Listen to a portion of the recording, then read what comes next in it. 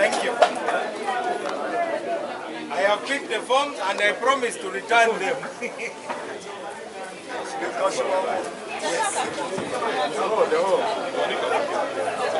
Kano. I wish to announce that my long-time friend and brother, the National Vice President of the party, is going to lead my campaign. He is going to lead my campaign for another term in the Democratic Party. And I've also invited him because the other day I heard him saying on radio that he hasn't decided.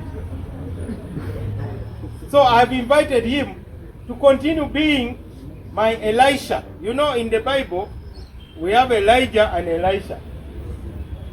Elijah was there, and for long people even used to harass Elisha. That now, Elisha, you have been with Elijah for so long, when will you also become a big man? You know, that's the talk. Until Elisha left and the mantle fell naturally on Elisha.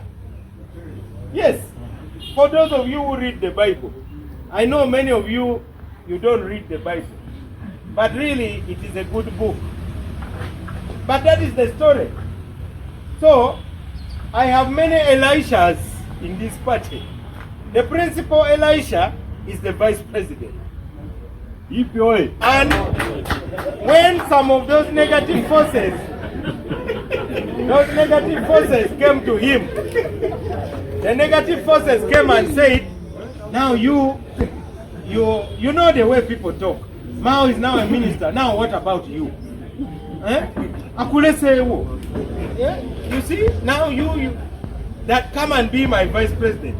Then he told them, he said, now you are not even fit to be my vice president. You want me to be your vice president? If I'm going to be your vice president, you must be either better or equal. So he told them, let's not talk about my position. Let's talk about the party and its future. Another Elisha I have is the Secretary General. This is a young man with whom we have moved all over Uganda. You will see our photos, 3 a.m. campaigning in Ajumani. When our late Secretary General died, Atia Subuka, his dead body was still in the ward, the hospital room on Buganda Road at Case Clinic, now called Case Hospital. Some of the negative forces that since left the party were already in the compound plotting who will be the next Secretary General. Imagine, instead of planning to bury somebody with honor, for us we had a bill of 20 million shillings to pay to get the body out. So I first saw him, I had to give him counseling. I said, Gerard, whether you like it or not, you are now the Secretary General. Sometimes something falls on you. Remember King Oyo at 3 years. They woke him up in the morning that come and defend the kingdom. He just cried. But they said, you are the king. Come, the kingdom is under attack. Because they have those mock battles. So the New Vision wrote and said the king is not crying, he just has a disagreement with his subjects. I am going to do it. The major reason being, I prefer stability of the party. And the stability of the party cannot be based on who we cooperate with outside the party.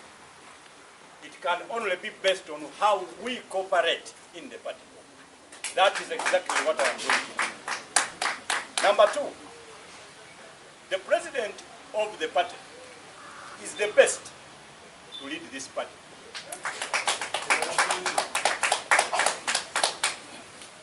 And there is a procedure through which anybody can lead the party. Mr. President, I have been watching all over. I have seen persons queuing in either imaginary queues or wrong queues.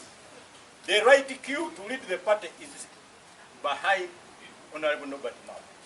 That is where I am buttressed. So if you are in a wrong queue, that is a very wrong queue. If you are in an imaginary queue, it is to that extent imaginary. Mr. President, I've seen some of the people queuing to reach the party, but the door they are facing is reading the word exit instead of entry. So that is a wrong queue, and please, all of you, get back as quickly as possible. Number two, he has been tested. We took over this party, like he has told you, when it had only 4 members of parliament. And those 4 members were actually personal. We ran this party until it has now a regional representation. I think that is a litmus test for a leader that can get something from the trashes. So a wood half burnt can easily be lighted, and that is Honorable Nobert Mao. He has just told you about Katombi. Whenever they mention Nambole, that the particulars of a delegates conference at Nambole were not registered with the Electoral Commission, the president of the time was Honorable Dr. Paulo Kawanga Semoga.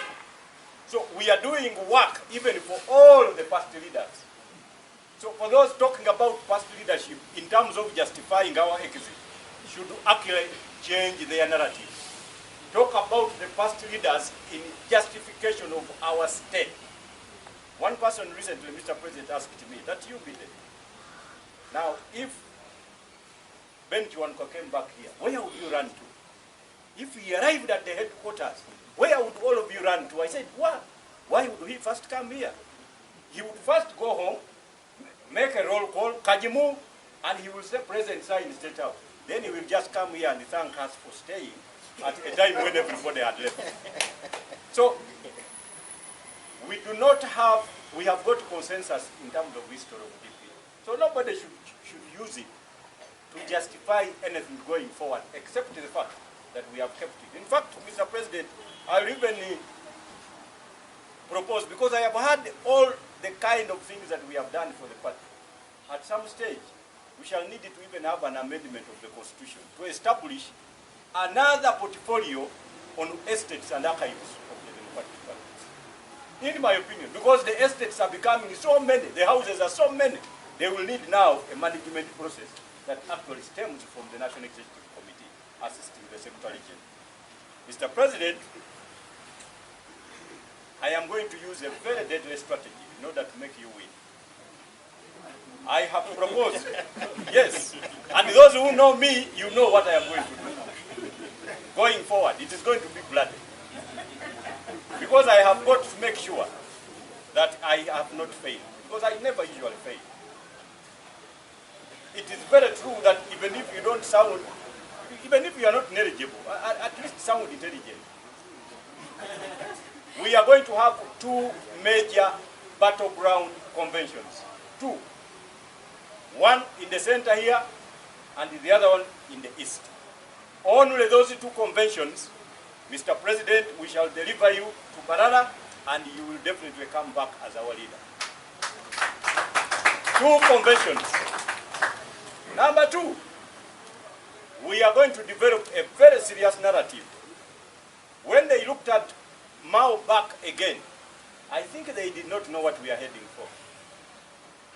He is back again. Mbidde. Mao back again. And I am going to make sure that going forward, after all of you having picked nomination forms, I am going to choreograph and organize consensus meetings, because I do not want the Mao back again crusaders to compete against each other. All of you organize your consciences in order to make sure that you can accept a different portfolio from the one you are vying for, because I am looking for consensus. I want that consensus, and we shall take it to Mbarara and return with it as victors.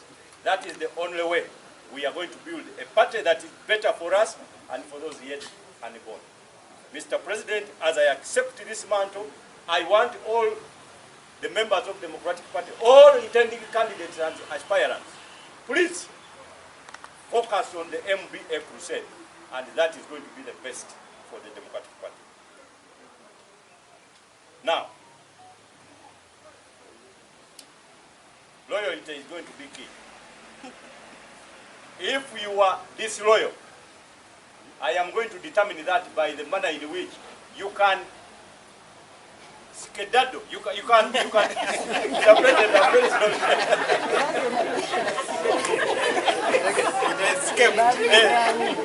the manner in how quickly you can divert from your personal aspirations to our party proposals is going to determine how much loyal you are to the Mbidde crusade. However, I am not threatening you, but I am going to compel and convince you. I don't think anybody that will take a yes to our proposals will get anything less than victory. There is a problem in the Democratic Party.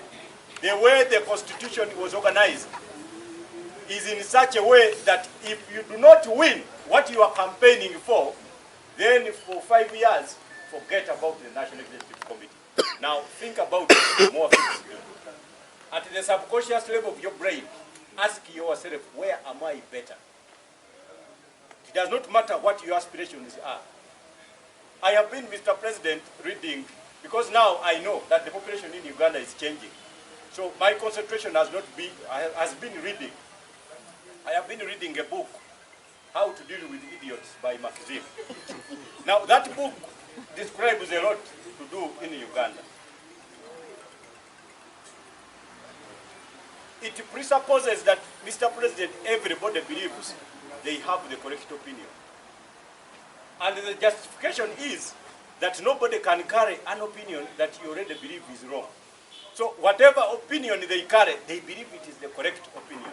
Now, whoever fails to get consultation definitely sails through with the wrong opinions for a very long period of time.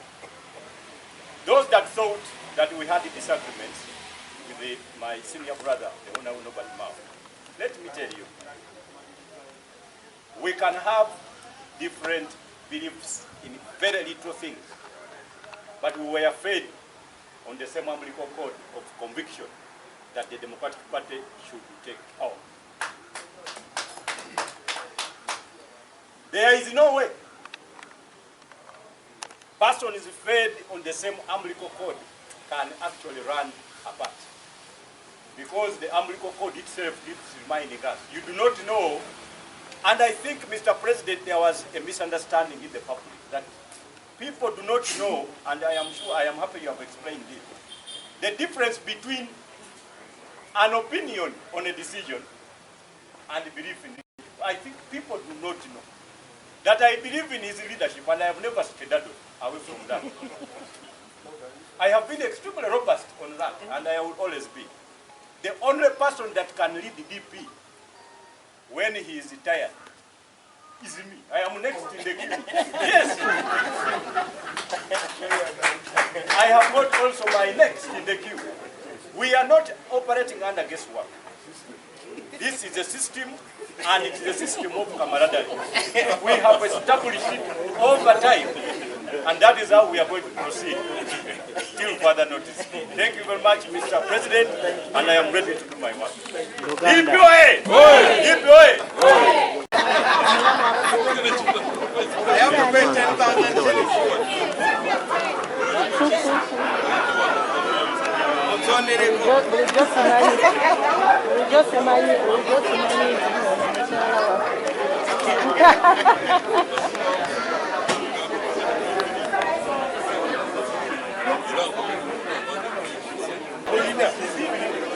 Hey,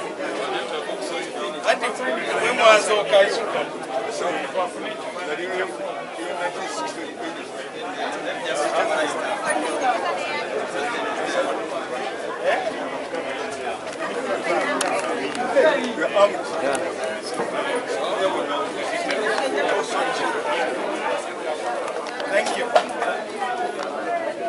I have picked the forms and I promise to return them.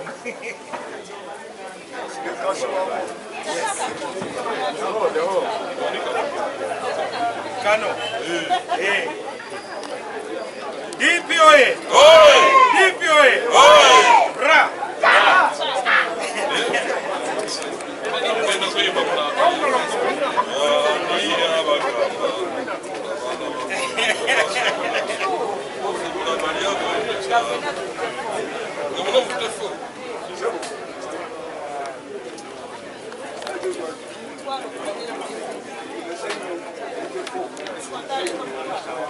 DP oye! We are here. Kongoloko. Gari. Tractor. Bali baine gari. Tractor. The signing is going to be from inside. I'm looking for signatures. Attend njagala amaso kayo mu kibiina.